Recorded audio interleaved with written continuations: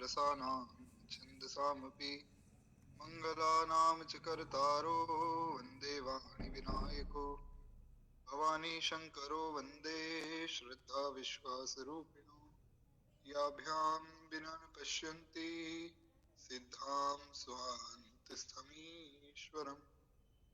माता रामो मत्पिता रामचन्द्र स्वामी रामो मत्सखा रामचन्द्र सर्वस्वं मे रामचन्द्रो दयालुर्नान्यं जाने नैव जाने न जाने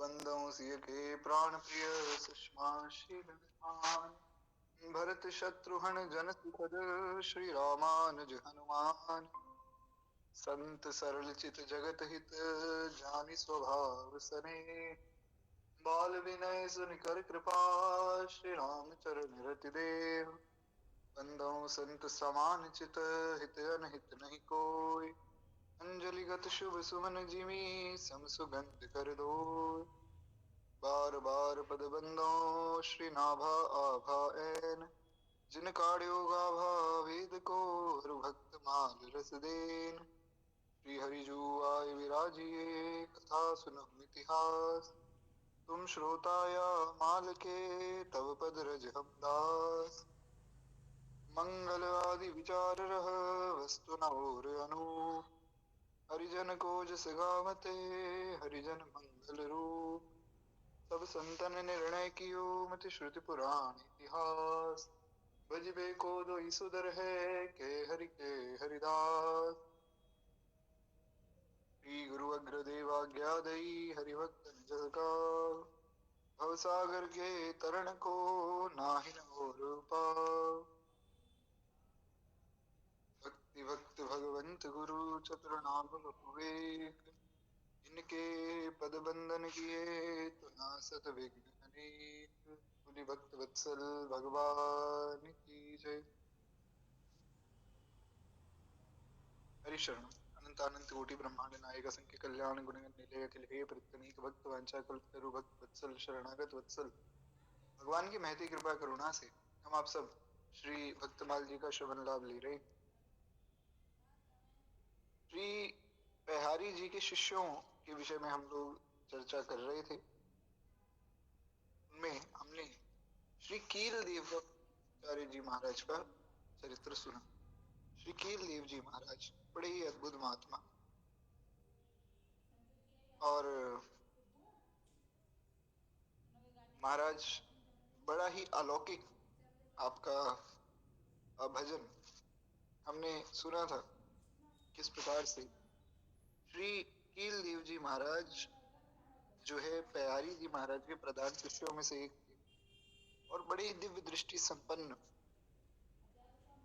महापुरुष थे। श्री भक्तमाल जी के जो रचयिता है श्री नाभा गोस्वामी जी महाराज, तो श्री नाभादास जी को भी नेत्र ज्योति आपने ही प्रदान की, क्योंकि श्री नाभादास जी महाराज के नेत्र नहीं थे। और ऐसा नहीं है कि जैसे सामान्य किसी व्यक्ति के नेत्र ना हो, उनके जैसा नहीं था आपका स्वरूप। नाभादास जी के नेत्रों का चिन्ह ही नहीं था मुख पे, लेकिन आपकी कृपा से उनको नेत्र भी प्राप्त हुए। और एक बार समाधि में आप बैठे थे तो राजा की सवारी निकली, तो महाराज देखा कि रास्ते में कोई हिंदू फकीर है, राजा मुसलमान था, तो उसने आज्ञा दी कि इस व्यक्ति को उठाओ। ये उठे नहीं, तो उस बादशाह ने आज्ञा दी कि इनके माथे में जो है एक कील ठोक दो।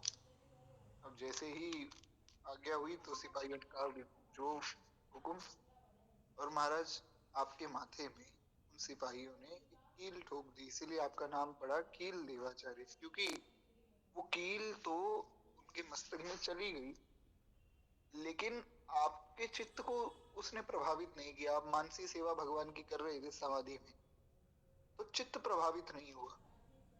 ऐसा आपका उत्कृष्ट वैराग्य, ऐसा आपका उत्कृष्ट तप था।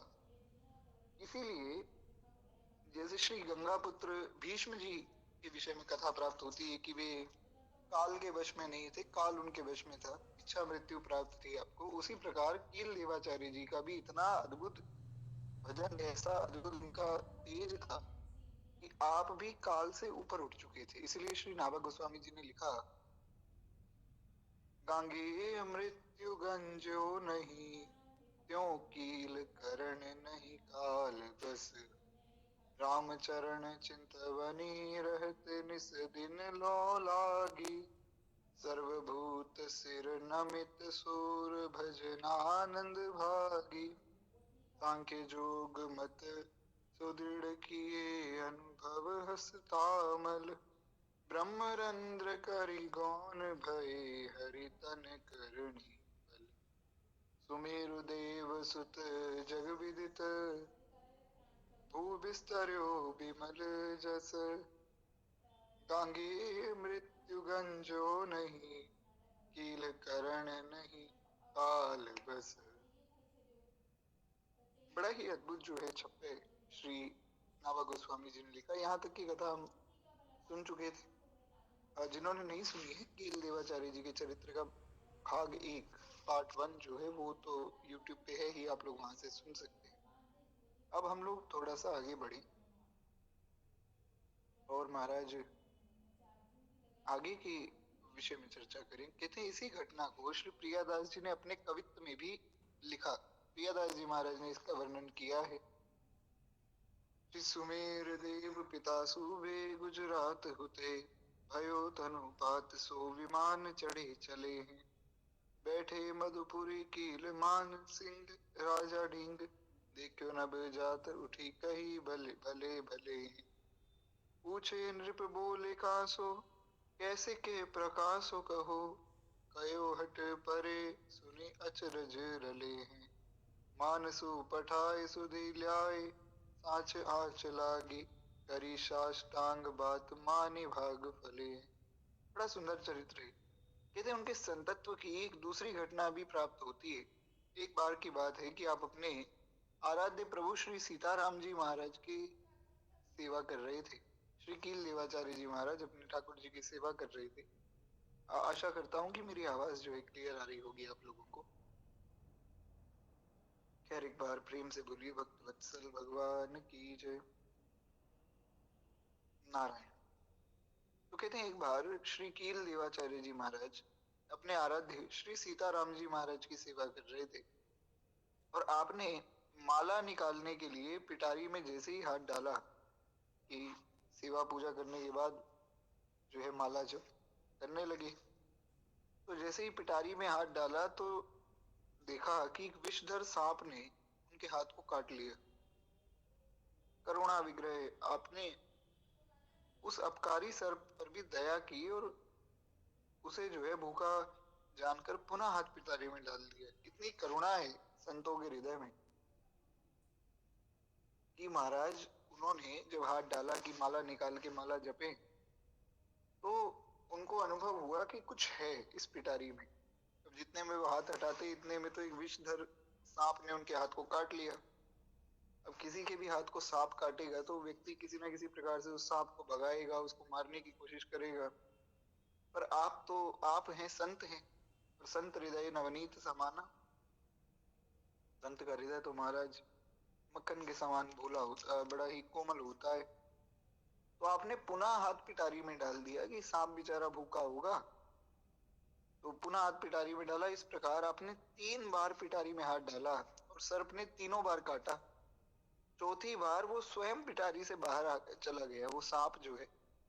इस प्रकार आपने सर्प को भी अतिथि मानकर उसका सत्कार किया और उसकी जो है क्षुधा पूर्ति की, यानी कि उसकी भूख को मिटाया। श्री राम कृपा से उस विषधर सांप के विष का आप पर कोई प्रभाव नहीं हुआ। इतने अद्भुत महात्मा थे तो सांप के विष का कहाँ प्रभाव होता। तो इसलिए श्री नाभा गोस्वामी जी कहते हैं कि बात बिल्कुल सत्य है कि जब भजन के प्रभाव से काल व्याल का विष भी नहीं व्यापता है। काल तो सबसे बड़ा विष है महाराज।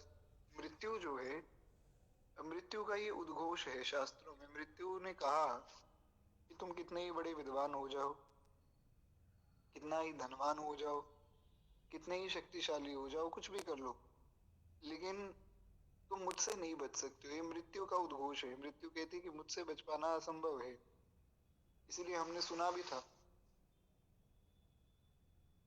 कि जीवन मौत का खेल है पगले, काहे करो ना धोना, जितनी राम ने भर दी चाबी, उतना चले खिलौना। ऋषि मुनि क्या योगी ध्यानी, और क्या पीर पैगंबर, खाली हाथ यहाँ से लौटे दारा और सिकंदर। आज जो पाया तूने जग में, कल पड़ेगा खोना, जितनी राम ने भर दी चाबी, उतना चले खिलौना। सीताराम राम राम, राधे श्याम श्याम श्याम। तो जितनी श्वासें हैं उतना ही जो है व्यक्ति जीवित रहेगा महाराज। तो अंत तो गत्वा तो मरना ही है। तो जो मृत्यु है, मृत्यु का भय तो सबको होता है महाराज। रावण बहुत बड़ा शक्तिशाली बलशाली था, सब देवताओं को अपने सेवक के रूप में उसने रखा हुआ था, पर मृत्यु से तो रावण को भी भय था। इसलिए श्री हनुमान जी ने कहा, रावण ने जब पूछा कि तुम कौन हो, कहाँ से आए हो, किसके दम पे इतना उछल रहे हो, तो हनुमान जी ने कहा कि महाराज ऐसा है कि रावण ने कहा तुमने मेरी अशोक वाटिका क्यों उजाड़ी। हनुमान जी ने कहा कि मैंने अशोक वाटिका उजाड़ी नहीं है, ये आपके जो सैनिक हैं ये आए महाराज मुझे मारने। अब जो मुझे मारेगा मैं उसको मारूंगा, कोई मुझे क्यों मारेगा भला। जिन मोही मारा ते मैं मारे, जो जो राक्षस मुझे मार रहे थे उनको मैंने मार दिया। इतने में आपकी वाटिका भी बीच पे उजड़ गई, अब क्या कर सकते हैं। तो महाराज रावण ने कहा कि ये बात तो बिल्कुल अनुचित है कि तुम अशोक वाटिका को इस प्रकार से उजाड़ नहीं सकते हो।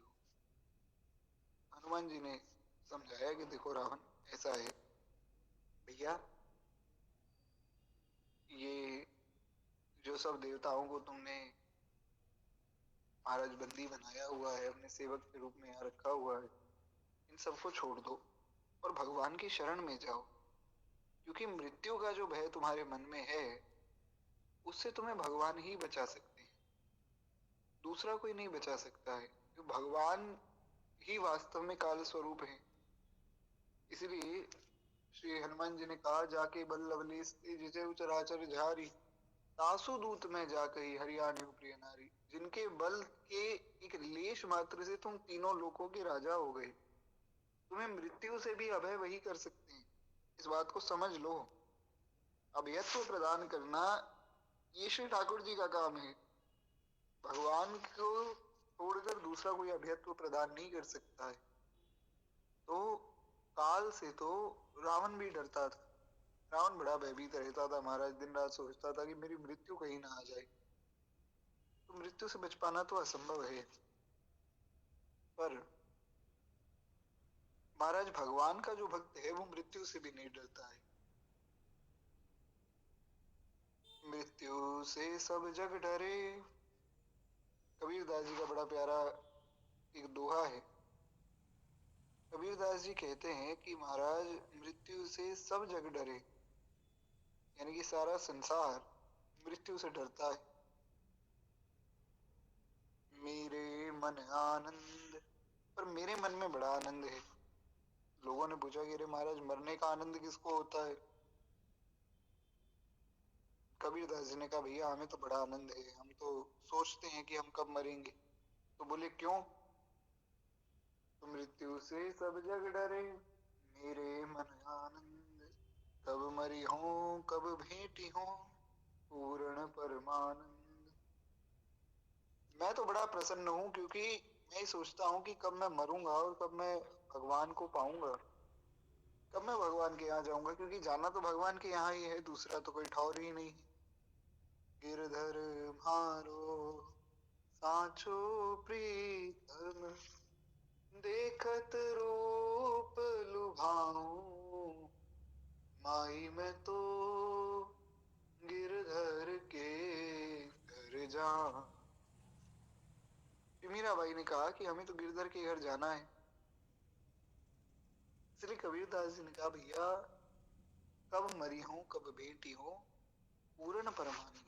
मैं तो सोचता हूं कि कब मेरी मृत्यु आए और कब मैं भगवान से मिलूं, क्योंकि गिरधर के घर जाकर भी गिरधर से ही तो मिलेंगे महाराज। बड़ा प्यारा भाव है। श्री मीराबाई ने भी लिखा, मीरा के प्रभु गिरधर नागर, बार बार बलि जाऊं, माई मैं तो गिरधर के घर जाऊं, गिरधर के घर जाऊं, माई मैं तो गिरधर के घर जाऊं। बड़ा प्यारा भाव है। खैर, इस भाव को ही प्रणाम करके हम आगे बढ़े। एक बार प्रेम से बोली भक्त वत्सल भगवान की जय। तो काल रूपी जो सांप है ये तो सबके मस्तक पे बैठा है। इसीलिए श्री आदि शंकराचार्य भगवान ने देखा, एक बार एक पंडित जी महाराज बैठे व्याकरण का एक सूत्र याद कर रहे थे, डुकरे करने डुकरे करने। शंकराचार्य महाभाग पहुंचे और देखा कि वो ब्राह्मण बड़े ही दुबले पतले वृद्ध शरीर। तो उन्होंने कहा, भैया शरीर तुम्हारा जो है इतना कमजोर है, हड्डियां तुम्हारी दिख रही हैं, ऐसा लगता है कभी भी मृत्यु आ जाएगी, और तुम ये क्या डुकरे करने सूत्र याद कर रहे हो। अरे सूत्रों को छोड़ो, संत्राते सन्निहिते काले, नहीं नहीं रक्षति डुकरे कर। तो क्या करें? भज गोविंदम, भज गोविंदम, गोविंदम भज मूढ़मते, गोविंदम भज मूढ़मते। अरे मूर्ख, गोविंद को भज, गोविंद तेरा कल्याण करेंगे। ये डुकरे करने तेरा कल्याण नहीं करेगा। संप्राप्ते सन्निहिते मरणे, नहीं नहीं रक्षते डुकरे करने। तो इसलिए भजन बहुत आवश्यक है। तो जो भजन करता है वो तो काल व्याल से भी मुक्त हो जाता है, काल रूपी महाविष से भी मुक्त हो जाता है। तो सामान्य विष तो उसका क्या ही बिगाड़ेगा। इस प्रकार से प्रियादास जी महाराज ने इस घटना का अपने कवित्व में भी वर्णन किया। ऐसे प्रभु लीन नहीं, काल के अधीन बात, सुनिए नवीन चाहे राम सेवा कीजिए। धरी ही पिटारी फूल माला हाथ डार तहाँ, ब्याल कर काट्यो कयो फेरी काट लीजिए। ऐसे ही कटायो बार तीन हुल सायो हियो, कियो ना प्रभाव नेक सदा रस पीजिए। करके समाज साधु मध्य सो विराज प्राण, तजे दशों द्वार योगी थके सुनी जीजिए। बड़ा सुंदर वर्णन इसी घटना का श्री प्रियादास जी ने किया है। दास को केवल 1 मिनट दीजिएगा।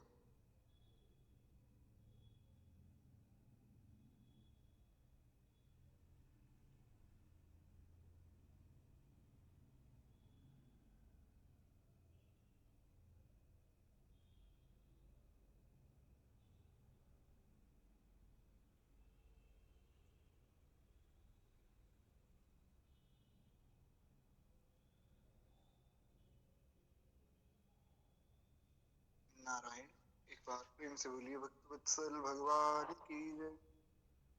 ये थे श्री कील देव जी महाराज, एक सिद्ध संत थे और भविष्य की बातें जान लेना उनमें इस बात की भी सामर्थ्य थी। जब उन्हें भगवत धाम जाना था तो पहले से ही आपको पता लग गया था कि हमें जाना है। तो संतों के पास इस आशय का संदेश भेज दिया और संतों से संकीर्तन करने को कहा। आपने सब संतों को कहा कि भैया हमें जो है भगवान के यहाँ जाना है, धाम जाना है भगवान के।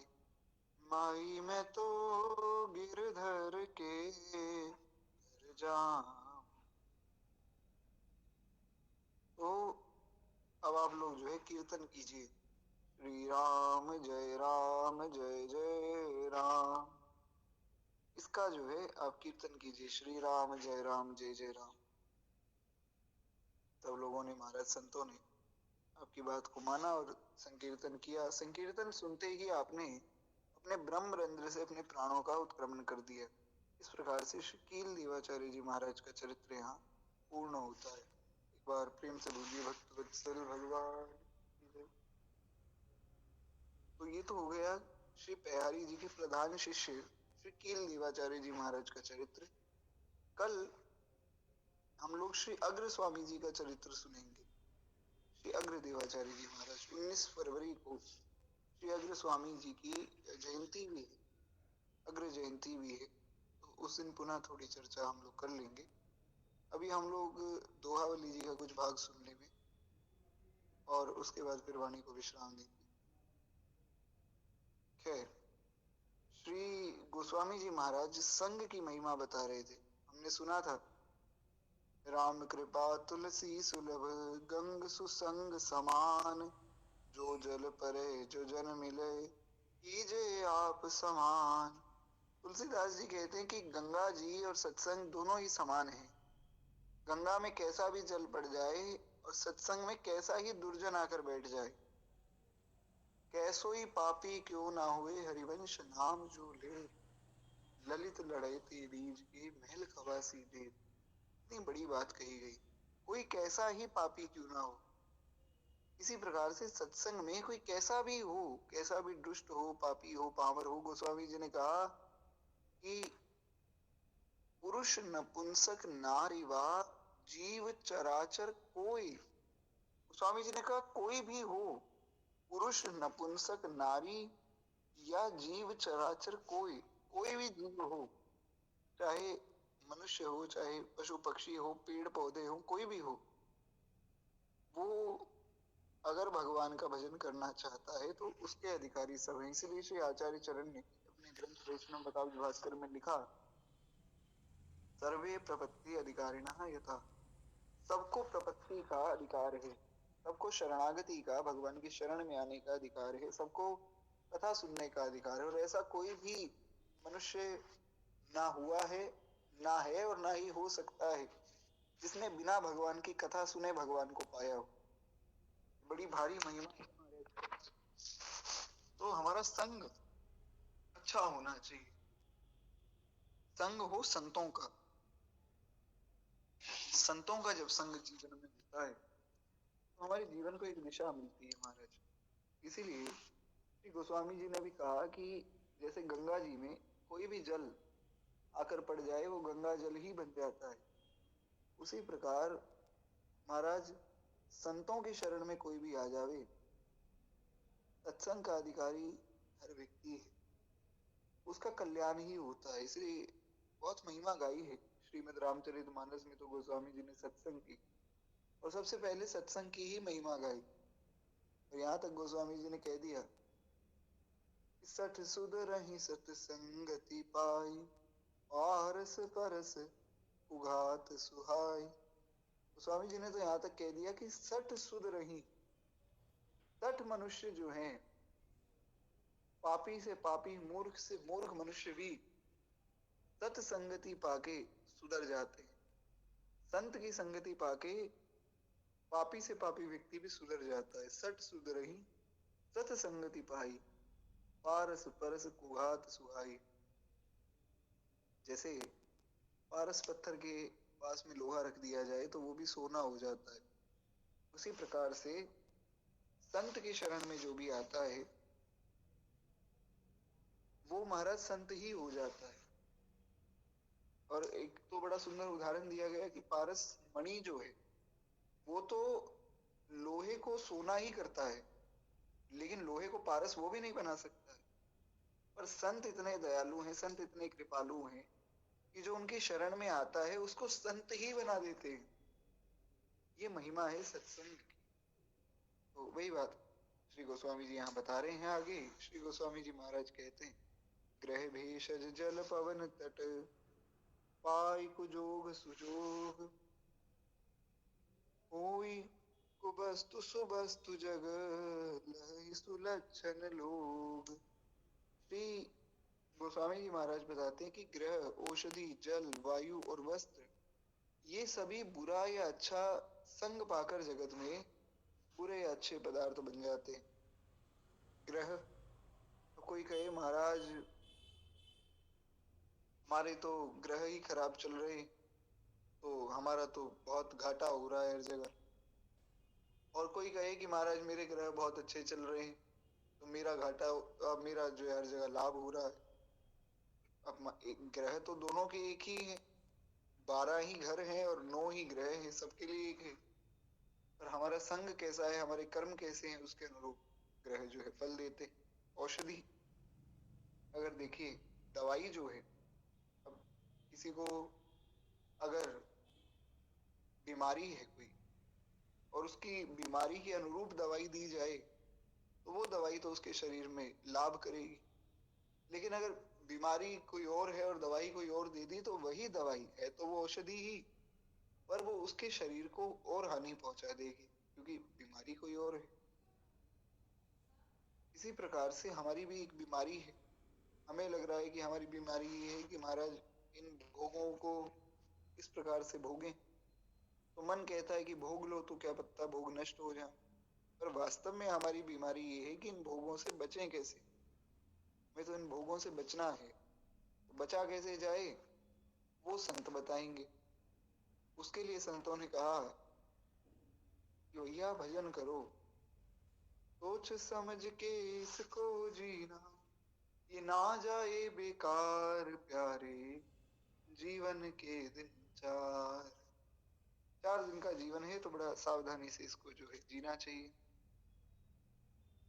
खैर, कहते हैं इस रहस्य को अच्छे लक्षण वाले बुद्धिमान लोग ही जान पाते हैं। जैसे जल जो है, अगर जल किसी नदी नाले का हो हमारा जब पवित्र माना जाता है, वही जल जब गंगा जी में बहता है उसको पवित्र मान लेते हैं।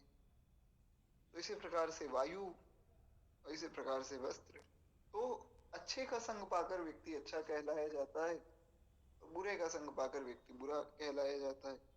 व्यक्ति तो वही है, संग की बड़ी महिमा है। आज ही किसी से चर्चा हो रही थी तो महाराज उन्होंने बताया कि उनके जो बड़े भाई हैं वो कुछ गलत संगति में पड़ गए।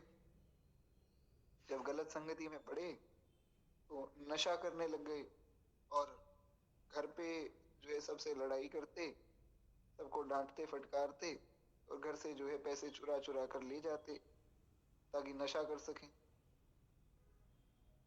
फिर जो है कोई अच्छे व्यक्ति मिले, उन्होंने बहुत समझाया, तो जब बहुत समझाया तो वे उनकी बात को माने तो धीरे धीरे आपका नशा भी छूट गया और सब प्रकार से जो गलत लोग थे उनका संग भी छूट गया और अच्छे लोगों का संग होने लगा। उसका प्रभाव ये पड़ा कि अब जो है बड़ा व्यवस्थित आपका जीवन है। तो इस प्रकार से संग की बड़ी भारी महिमा है।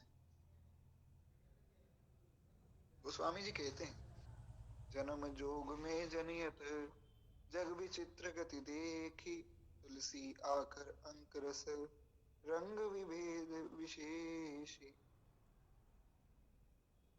तुलसीदास जी कहते हैं कि जैसे अक्षर जो होते हैं क ख ग आदि, या अंक जो होते हैं 1 2 3 अंक होते हैं, या जो रस है, मीठा है, कुछ कोई पदार्थ मीठा लगता है कोई खट्टा लगता है तो वो रस हो गए, और रंग हरा लाल पीला नीला आदि, इनमें परस्पर जो है संयोग भेद से विशेष भेद हो जाता है।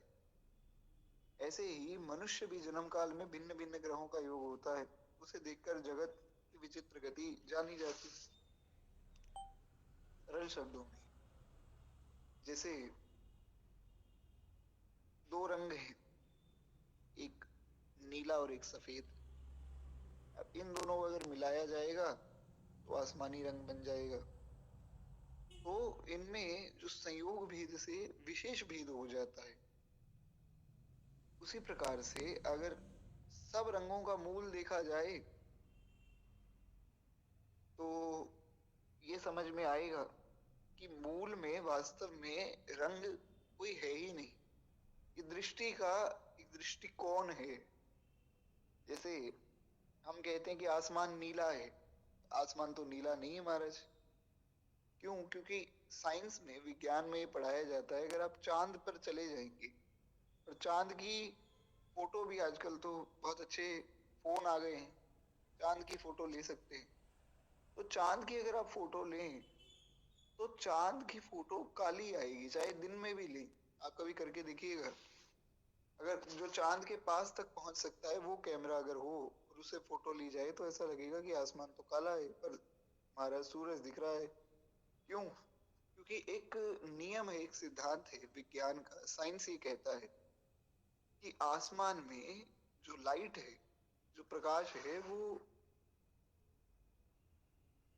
अब समझाना थोड़ा क्लिष्ट है पर सामान्य भाषा में अगर कहा जाए तो आसमान में ऐसा कोई साधन नहीं है जिससे प्रकाश चारों तरफ फैल सके। जो लाइट है वो चारों तरफ उसकी रिफ्लेक्शन हो सके, ऐसा कोई साधन आसमान में है नहीं। तो इस कारण से वहां अंधेरा ही रहता है, सदैव वो काला ही दिखता है, पर हमें तो यहाँ से नीला दिख रहा है। क्यों? उसमें कारण बताया गया, द लॉ ऑफ रिफ्रैक्शन, समुद्र के पानी के प्रभाव से और सूर्य की जो किरणें हैं उनके प्रभाव से आसमान नीला दिखता है। तो ये दृष्टिकोण का भेद है। सरल शब्दों में कहा जाए तो जैसा हमारी दृष्टि है वैसी सृष्टि हो जाती। उसी प्रकार से जब व्यक्ति का जन्म होता है तब भिन्न भिन्न ग्रहों के भिन्न भिन्न योग होते हैं, तब जन्म होता है। ऐसा कहा जाता है ना कि जब किसी विशिष्ट महापुरुष का जन्म होता है तब सब ग्रह अनुकूल हो जाते हैं। तो भगवान का जब जन्म होता है तब तो महाराज होते ही जोग लगन ग्रह बार तिथि सकल भय अनुकूल। जोग लगन ग्रह बार तिथि सब अनुकूल हो गए जब श्री ठाकुर जी का प्राकट्य होने वाला था।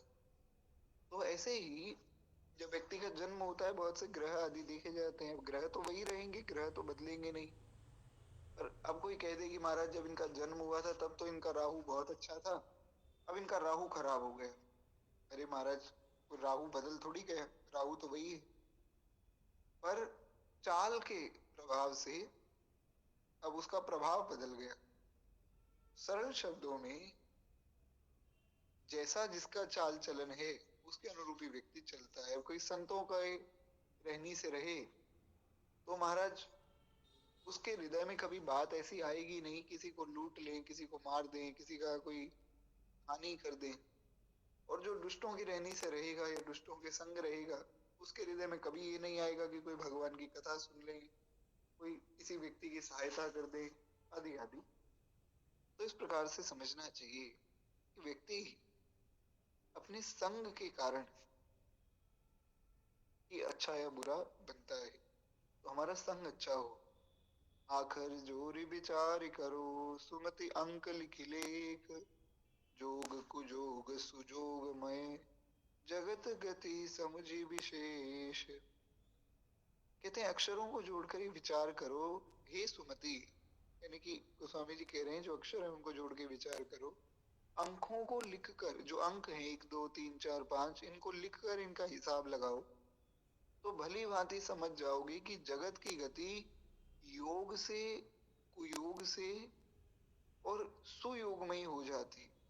सरल शब्दों में धर्म का जो, धर्म के पहले अ अक्षर अगर जोड़ा जाए तो वो ही धर्म अधर्म हो जाएगा, और अधर्म के आगे हीन ये 2 अक्षर जोड़ दें तो अधर्म से रहित जो अर्थ हो जाएगा। सरल शब्दों में जैसे मान लीजिए आपके सामने लिखा हुआ है धर्म, अगर आप उसके आगे अ लगा दें तो वो बन जाएगा अधर्म, मतलब बदल गया। और उस अधर्म के आगे अगर हीन लगा दें तो वो हो जाएगा अधर्महीन। अधर्महीन मतलब जो अधर्म प्रवृत्त है, तो अधर्म से रहित उसका अर्थ हो जाएगा। इसी प्रकार से एक अंक के आगे 2 शून्य लगा दें तो वो बन जाएगा 100। वही शून्य उस एक अंक से पहले लगा दें तो वो रहेगा 1। उस एक को भी कोई नहीं गिनेगा। इसी तरह कुसंगति सुसंगति से जगत में मनुष्य भला या बुरा बनता है। अब शून्य तो वही है और एक भी वही है, ना शून्य बदला ना एक बदला, लेकिन वही शून्य जब आगे लगा तब उसकी कोई कीमत नहीं रही, और वही शून्य जब पीछे लगा तो महाराज उसकी कीमत 100 गुना हो गई। इसी प्रकार से व्यक्ति कोई भी नहीं बदलता है, पर हमें ये चुनना है कि हम किसी सत्संगी का संग करें या किसी दुर्जन व्यक्ति का, किसी दुष्ट का संग करें। बहुत से लोग उदाहरण देते हैं, महाराज कर्ण जैसा दोस्त होना चाहिए। क्यों? अरे कर्ण ने अंत तक जो है दुर्योधन का साथ दिया, दुर्योधन का साथ नहीं छोड़ा। ये तो बड़ी अच्छी बात है, ऐसा लोग समझते हैं, पर वे ये नहीं समझते कि वास्तव में कर्ण ने दुर्योधन का भी अकल्याण ही करवाया और खुद का भी अकल्याण किया। अगर वो भगवान कृष्ण के बताए मार्ग पर चलता तो दुर्योधन को समझाता कि भैया ये जो तुम कर रहे हो ये गलत है और ऐसा तुम्हें नहीं करना चाहिए। समझाता तो महाराज दुर्योधन भी उसकी बात समझता, और जब दुर्योधन उसकी बात समझता तो वो भी गलत काम छोड़ता, तो दोनों अच्छे मार्ग पर चलते। पर कुसंगति के कारण वो स्वयं भी खुद को सही समझता था, वो सोचता था कि मैं दुर्योधन की सहायता कर रहा हूँ तो ये अच्छी बात है। तो ये प्रभाव है कुसंग का। इसीलिए हमें जो है जीवन में सत्संग करना चाहिए। बड़ी सामान्य धरातल पर बात समझी जाए तो अच्छे व्यक्ति का, सज्जन व्यक्ति का ही संग करना चाहिए। कोई दुर्जन है, कोई दुष्ट है तो उसका संग नहीं करना चाहिए। नारायण। एक बार प्रेम से बोलिए भक्त वत्सल भगवान की जय। आगे श्री गोस्वामी जी बताते हैं, मार्ग भेद से फल भेद, करु विचार चलो सुपुत भल, आदि मध्य परिणाम, उल्टी जपे जरा मरा, सूधो राजा राम। कहते हैं विचार करके सुमार्ग पर चलो। यानी कि गोस्वामी जी बार बार यही बात कह रहे हैं, विचार करो। अरे तुम अपने मन में विचार करो, ये पता कैसे लगेगा सत्संग क्या है और कुसंग क्या है? तो इसलिए विचार करो कि आजकल तो सत्संग के नाम पे भी कुसंग हो रहा है। बहुत से लोग ऐसे हैं महाराज जो कथा के नाम पे कुछ भी उल्टा सीधा बोल रहे हैं, सुनने वाले सुन भी रहे हैं। तो अपने मन में विचार करो और सुमार्ग पर चलो, जो तुम्हें सही मार्ग समझ में आवे उस पर चलो। ऐसा करने से आदि मध्य और परिणाम भला हो जाएगा। आगे जो होना है वो तो मंगल हो जाएगा, अब जो हो रहा है वो भी मंगल हो जाएगा। पर आदि कैसे मंगल होगा? जो पहले गलतियां हो गई उनका क्या? उनका पश्चाताप हो जाएगा। जैसे बिना विचारे उल्टा जपने से जो शब्द जारा और मरा हो जाता है, अगर उसी को विचार पूर्वक जपा जाए तो वो जारा जारा जारा जारा बन जाएगा राजा, और मरा मरा मरा मरा बन जाएगा राम। तो शब्द वही है, पर उसको विचार पूर्वक जपेंगे तो राजा राम राजा राम राजा राम इस प्रकार से जप हो जाएगा, जो कि कल्याण में है। और बिना विचारे जारा मरा कर रहे थे, उससे कुछ भी बात नहीं बनने वाली है। तो इसलिए विचार पूर्वक सदमार्ग पर चलना चाहिए। और आगे श्री गोस्वामी जी महाराज बताते हैं कि भले का भला ही हो यह नियम नहीं है। बहुत से लोग ऐसा कहते हैं ना, अरे हम तो बड़े अच्छे हैं, हमारे साथ ही ऐसा क्यों होता है? गोस्वामी जी कहते हैं, कोई भले के अनभलो, कोई दान के सूम, कोई कपूत सुपूत के, जो पावक में धूम। कहते हैं जैसे तेजोमय अग्नि से काला धुआं निकलता है, वैसे ही भले के बुरा, दानी के कंजूस और सुपूत के कुपूत उत्पन्न हो जाता है। तो ऐसा कोई नियम नहीं है कि भले का भला ही होगा। पर ये तो महाराज अच्छी बात नहीं। भला अगर कोई कर रहा है तो उसके साथ तो भला ही होना चाहिए, नहीं तो फिर वो भला क्यों करेगा? तो उसका कारण है। आप मुझे केवल 1 मिनट दीजिए।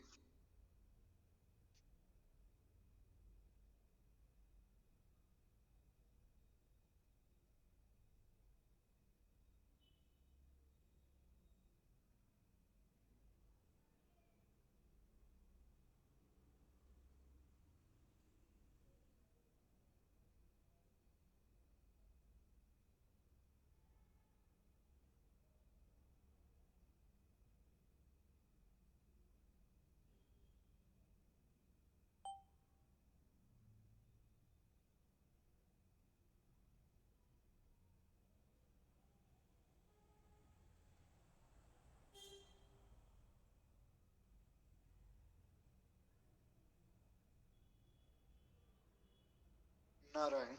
एक बार प्रेम से बोली भक्तवत्सल भगवान की जय। तो हमने सुना इस प्रकार से श्री गोस्वामी जी कह रहे हैं कि भले का भला हो ये नियम नहीं है। इसका आशय क्या है? क्योंकि अगर भले का भला नहीं होगा तो फिर कोई दूसरा व्यक्ति भला क्यों करेगा? वो सोचेगा कि जब हमें कुछ अच्छा मिलना ही नहीं तो हम किसी के साथ अच्छा क्यों करें। तो महाराज उसका कारण ये है हमारे कर्म। अगर हम किसी का खूब मंगल करें और बहुत लोगों की सहायता करें, खूब अच्छे कर्म करें, लेकिन फिर भी हमारे साथ बुरा होता है तो उससे घबराना नहीं चाहिए। क्यों? क्योंकि उसमें हमारे जो प्रारब्ध है, जो पूर्व के हमारे कुछ बुरे कर्म हैं वो कट रहे हैं और ये जो अच्छे कर्म हम अभी कर रहे हैं ये जुड़ रहे हैं। इसलिए हमारे यहाँ सनातन हिंदू धर्म में पुनर्जन्म को स्वीकार किया गया। बाकी किसी भी मत पंथ में पुनर्जन्म को स्वीकार नहीं किया जाता है। क्यों? उनका मानना है कि ये हमारा पहला जन्म है और बस इसमें जो हमने किया वो हमें उसका फल मिल जाएगा या उसकी सजा मिल जाएगी और उसके बाद जो है शरीर खत्म हो जाएगा। ये बात सुनने में तो ठीक लगती है पर ये बात वास्तव में ठीक नहीं है। क्यों? क्योंकि अगर उनसे पूछा जाए कि महाराज अगर ये हमारा पहला जन्म है तो कोई व्यक्ति इतना अमीर क्यों और कोई इतना गरीब क्यों? कोई इतना शक्तिशाली है और कोई बहुत कमजोर है। कोई मनुष्य है तो कोई पशु है। कोई व्यक्ति खूब प्रेम से जो है बढ़िया भोजन पा रहा है, किसी को एक समय का भोजन भी नहीं मिल रहा है। तो इतना ये अन्याय एक व्यक्ति के साथ हो रहा है और एक व्यक्ति इतना आनंद में रह रहा है, ऐसा क्यों? तो अंततोगत्वा ये मानना पड़ेगा कि ये सब कर्मों का परिणाम है, जो हमारे पूर्व के कर्म है। क्योंकि अगर ये नहीं मानेंगे तो फिर भगवान पर शंका होगी। जिसको भी वे मानते हैं उस पर शंका होगी कि वो परम तत्व ही बहुत क्रूर है। तो इसलिए भले का भला ही हो ये कोई नियम नहीं है। हाँ, हमें ये सोचना चाहिए कि तुलसी सीता राम रट ये राखहूं विश्वास, कबहू बिगड़त ना सुने श्री रामचंद्र के दास। श्री गोस्वामी जी कहते हैं तुलसी सीता राम रट ही राखहूं विश्वास, कबहू बिगड़त ना सुने श्री रामचंद्र के दास। मन में ये पक्का विश्वास रखो कि हम भगवान के हैं और भगवान हमारे। हमारे गुरुदेव भगवान तो कहते हैं कि ये बात ही वास्तव में प्रेम के मार्ग का मूल है। हे नाथ, हे मेरे नाथ, मैं केवल आपका हूँ। हे नाथ, हे मेरे नाथ, आप केवल मेरे हैं। हे नाथ, हे मेरे नाथ, मैं आपको भूलूं नहीं। इस बात का जो है पक्का मन में दृढ़ विश्वास रखो और जैसा भगवान को प्रिय लगे, जिस अवस्था में भगवान रखना चाहे हमें रखें, उसमें हमें कोई आपत्ति नहीं है। ऐसा जिसके मन में भाव आ गया, जाई न चाहिए कब हूँ कछु और तुम सन सहज स्नेह, बसहु निरंतरता सूर सो और निज गेह। इनको आपसे कभी कुछ नहीं चाहिए और सदा आपसे प्रेम ही करते हैं। हे प्रभु, आप सदा उनके हृदय में विराजमान हो जाइए। यानी कि वाल्मीकि जी कह रहे हैं जो आपसे कभी कुछ नहीं मांगता है और आपके ही कहे अनुसार चलता है, प्रभु उसका हृदय आपका घर है, आपको उसके हृदय में ही रहना चाहिए। खैर, इस प्रकार से श्री गोस्वामी जी ने यहाँ वर्णन किया। आगे श्री गोस्वामी जी बताते हैं कि विवेक की बड़ी आवश्यकता है। जड़ चेतन गुण दोषमयी विश्व कीन करतार, संत हंस गुण गहि पय परिहरि बार बिकार। कहते हैं विधाता ने इस जड़ चेतन विश्व को गुण दोष में रचा है, परंतु संत रूपी हंस जो है दोष रूपी जल को त्याग कर गुण रूपी दूध को ग्रहण करता है। अगर आप में से किसी ने हंस को देखा हो तो हंस क्या करता है? हंस की प्रवृत्ति है कि उसको किसी भी तालाब में, नदी आदि में अगर रख दिया जाए तो हंस की प्रवृत्ति है, हंस के पास ये भगवान की दी हुई शक्ति है कि उस जलाशय में जितना दूध है उसको वो अलग कर लेगा और जल को वो अलग कर देगा और उस दूध को वो ग्रहण कर लेता है, चाहे कितना ही उसमें कूड़ा करकट कुछ भी हो उस जलाशय में, उसमें से वो दूध को अलग कर लेता है। ये भगवान ने उसको शक्ति दी है। वही बात यहाँ पर श्री गोस्वामी जी महाराज बता रहे हैं कि विधाता ने गुण दोषमयी सृष्टि को रचा है। यहाँ पे गुण भी है और दोष भी है, दोनों है। लेकिन जो संत रूपी हंस है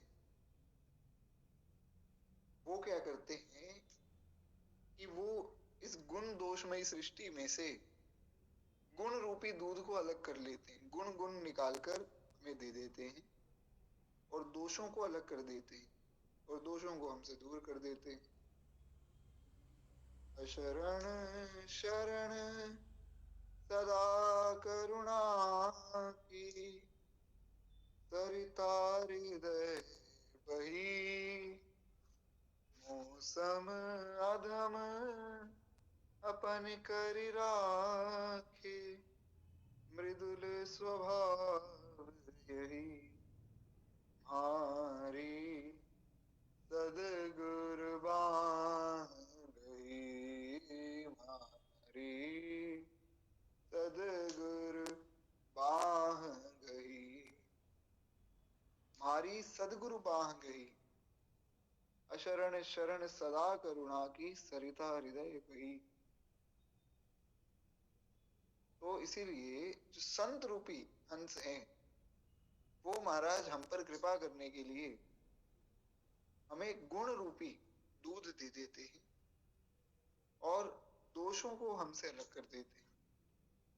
श्री श्री सहजो भाई ने कहा, प्रभु हम तो कुछ भी नहीं जानते हैं, कुछ भी नहीं समझते हैं, हमें तो इतना पता है कि हम बालक तुम माय हमारी। हे गुरुदेव, हम तो आपकी गोद के शिशु हैं, तो बालक हैं, आप हमारी माता हैं, हमें कुछ नहीं पता, कुछ नहीं समझ आएगा, आप जो जैसा करना चाहें सो कर दीजिए। प्रभु आपकी शरण को छोड़कर हमारा कोई दूसरा ठौर नहीं, हम तो अबोध बालक हैं, तो हमें कुछ ज्ञात भी नहीं है। इसीलिए श्री भरत जी ने कहा कि जेहि विधि प्रभु प्रसन्न मन होई, करुणा सागर कीजिए सोई। जेहि विधि प्रभु प्रसन्न मन हुई, जिस विधि से प्रभु प्रसन्न हो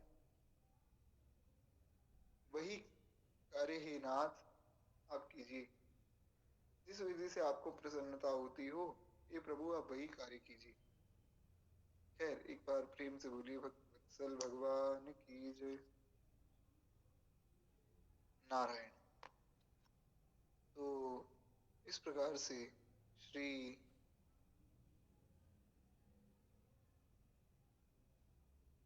गोस्वामी जी महाराज कहते हैं, जड़ चेतन गुण दोष में विश्व कीन करतार, संत हंस गुण गहि पए परिहरि बारी विकार। बड़ा सुंदर वर्णन श्री गोस्वामी जी ने किया। अब हम आगे बढ़ते हैं और आगे श्री गोस्वामी जी एक सुंदर सोरठा लिखते हैं जिसमें वे विवेक की महिमा समझा रहे। होई ना विमल विवेक गुरु गुरुसन किए दुराव। श्री गोस्वामी जी ने बताया कि गुरु से, संत से छिपाव करने से जो है विमल विवेक नहीं होता है। अगर हम अपने गुरुदेव से कुछ छिपा रहे हैं, संतों से कुछ छिपा रहे हैं, तो हमारा जो चित्त है वो निर्मल नहीं होगा।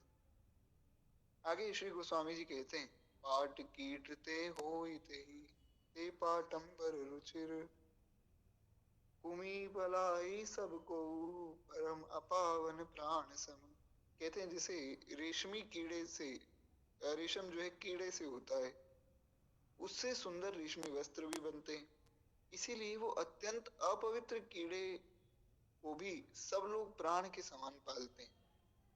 सरल शब्दों में जो कीड़ा है, रेशम का जो कीड़ा है, वो तो बड़ा अपवित्र है, पर उससे रेशम बनता है, जिस रेशम से कपड़ा बनाया जाता है। तो चाहे वो कीड़ा अत्यंत घृणित है, अपवित्र है, पर फिर भी लोग उसको प्राणों के समान पालते हैं। इसी प्रकार से संसार में भी अगर कोई वस्तु हमें भगवान तक ले जाने वाली है तो हमें उसे स्वीकार करना चाहिए, प्राणों के समान समझना चाहिए। और कोई वस्तु या कोई व्यक्ति भगवान से दूर करने वाला है तो फिर जो है हमें उसे त्याग देना चाहिए। गोस्वामी जी ने यही बात विनय पत्रिका जी में भी समझाई। तजिए ताहि कोटि वैरी सम, यद्यपि परम स्नेही। तजिए ताहि कोटि वैरी सम, यद्यपि परम स्नेही। कौन? जाके प्रिय न राम वै देहि। जो जो जी जी रस मगन, तह सो मुदित मन मानि। रस गुण दोष विचारिबो, रसिक रीति पहचानी। कहते हैं महाराज, जो जो जिस जिस रस में मग्न होता है वो उसी में संतोष मानकर आनंदित होता है, परंतु रस के गुण दोष का विचार करना तो रसिकों की रीति पहचानना है। सरल शब्दों में रस के गुण दोष का विचार तो रसिक जन ही कर सकते हैं।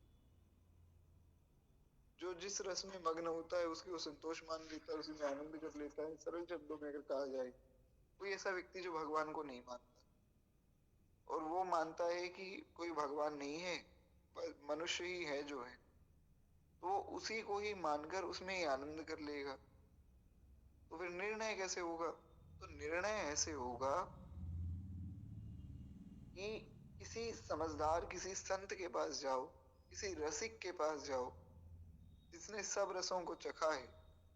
वो आपको ये बताएगा कि निज अनुभव अब कहूं खगीसा, तत हरि भजन, क्षमा चाहूंगा, बिनु हरि भजन न जाहि कलीसा। जो रसिक है वो ही हमें समझाएगा, जो जो ज्ञानी है, जो विद्वान है, वो ये समझाएगा कि वास्तव में किस रस का क्या गुण है और किसका क्या दोष है। तो जो रसिक जन है, जो समझदार विद्वान लोग हैं, वो ये समझाएंगे कि भैया भजन की बड़ी भारी महिमा है, भजन का बड़ा भारी गुण है, भजन करने से कल्याण होता है। तो ये बात तो हमें वास्तव में विद्वान ही समझाएंगे, क्योंकि हम तो जो मान रहे हैं उसी को मान के संतोष कर रहे हैं। इसीलिए संतों की, विद्वानों की शरण में जाना चाहिए ताकि हमें सत्य का पता लग सके, नहीं तो हम अज्ञान में ही जीते रहेंगे। इसलिए श्री हरिराम बाबा ने भी कहा, हमने एक पद सुना था उनका, आते न वह परमेश जो गुरुदेव के आकाश में, रहता अंधेरा ही अंधेरा मोह का संसार। अगर हमारे गुरुदेव के रूप में भगवान ना आते तो इस संसार में मोह का अंधेरा ही अंधेरा छाया रहता। तो बड़ी सुंदर बात यहाँ पर श्री गोस्वामी जी महाराज की, एक बार प्रेम से बोलिए भक्त वत्सल भगवान की जय। तो हम लोग एक दोहा और सुने, उसके बाद बस वाणी को विश्राम देंगे। श्री गोस्वामी जी महाराज बताते हैं, तम प्रकाश तम पाख दू नाम भेद विधि कीन, शशि शोषक पोषक समुझी, जग जस अप जस दीन। कहते हैं यद्यपि शुक्ल और कृष्ण दोनों ही पक्षों में उजियाला और अंधेरा बराबर रहता है, यानी कि जब महीना कोई भी शुरू होता है, जैसे अब ये फरवरी का महीना शुरू हुआ, तो अब इस फरवरी के महीने में अगर ध्यान से देखा जाए तो ऐसा तो होगा नहीं कि महाराज जो कृष्ण पक्ष है उसमें अंधेरा ही अंधेरा है और शुक्ल पक्ष में उजियाला ही उजियाला, ऐसा तो होगा नहीं। दिन तो पूरे महीने में उतना ही होता है, उतना ही प्रकाश होता है, पहले 15 दिन भी उतना ही प्रकाश, अगले 15 दिन उतना ही अंधेरा पहले 15 दिन, उतना ही अंधेरा अगले 15 दिन। कहते हैं तो भी विधाता ने उनके नाम में भेद कर दिया। क्यों? क्योंकि जो शुक्ल पक्ष है वो चंद्रमा का पोषक है। शुक्ल पक्ष कला को बढ़ाने वाला है, तो उसको अलग किया।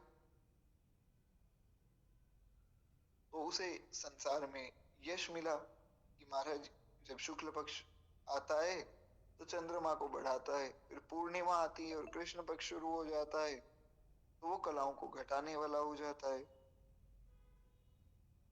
तो उसको जो है कलंक रूप कलंक रूप में माना गया, देखा गया। इसी प्रकार से जब हम संतों के संग में रहेंगे, सज्जनों के संग में रहेंगे, तो संत जो होते हैं, सज्जन जो होते हैं, वो वास्तव में हमारे गुण को बढ़ाते हैं। और अगर किसी दुर्जन के संग में रहेंगे तो दुर्जन हमारे गुणों को घटाएगा। तो जो दुष्ट जन है वो गुण को घटाने वाले होते हैं। इसीलिए विवेक की आवश्यकता यहाँ ये है कि किसका संग करना है और किसका संग नहीं करना है, इसका विचार होना चाहिए व्यक्ति के भीतर। नारायण। तो इस प्रकार से आज वाणी को हम इसी विषय पे विश्राम देंगे। बड़ा सुंदर विषय है, इस पर आगे भी चर्चा होगी। आज वाणी को ही विश्राम दे। 2 मिनट प्रेम से हम लोग श्री भक्तमाल जी की आरती करें, उसके बाद फिर वाणी को विश्राम देंगे। इस धन्य नाभा भारती की आरती आरत हरे। ये भक्त भगवद की कथा सब विश्व का मंगल करे। इस धन्य नाभा भारती की आरती आरत हरे। नर जाति जब माया विवश ज्ञान तम में पग गई। जन भारती आभा तभी जग जग गई, जगमग गई। अज्ञान माया मोह तम की काली माँ कलई धुली। सत प्रेम समता सत्य सुख शुचि कंज कलिकाएं किली। उलूक कल कली मल सकल उड़ गन प्रभात हो गए। तब सब पथिक सुंदर सुखद हरि भक्ति पथ को पा गए। इस भक्त माला के सकल हरि भक्त जन दाया करो। सच्ची अहिंसा भक्ति में विज्ञान दे माया। इस धन्य नाभा भारती की आरती आरत हरे। बोली भक्त वत्सल भगवान की जय। बाल कृष्ण लाल की जय। उमापति महादेव की जय। सब संतन की जय, सब भक्तन की जय। श्री भक्तमाल भगवान की जय। आज के आनंद की जय। जय जय श्री सीताराम। जय जय श्री राधे श्याम। नमः पार्वती पतये। हर हर महादेव शंभु हर। आज वाणी को ही विश्राम देते हैं। कल इसी समय पर हम लोग जुड़ेंगे, 8 बजे का ही समय रहेगा। आगे की चर्चा कल की कथा में करेंगे। नारायण।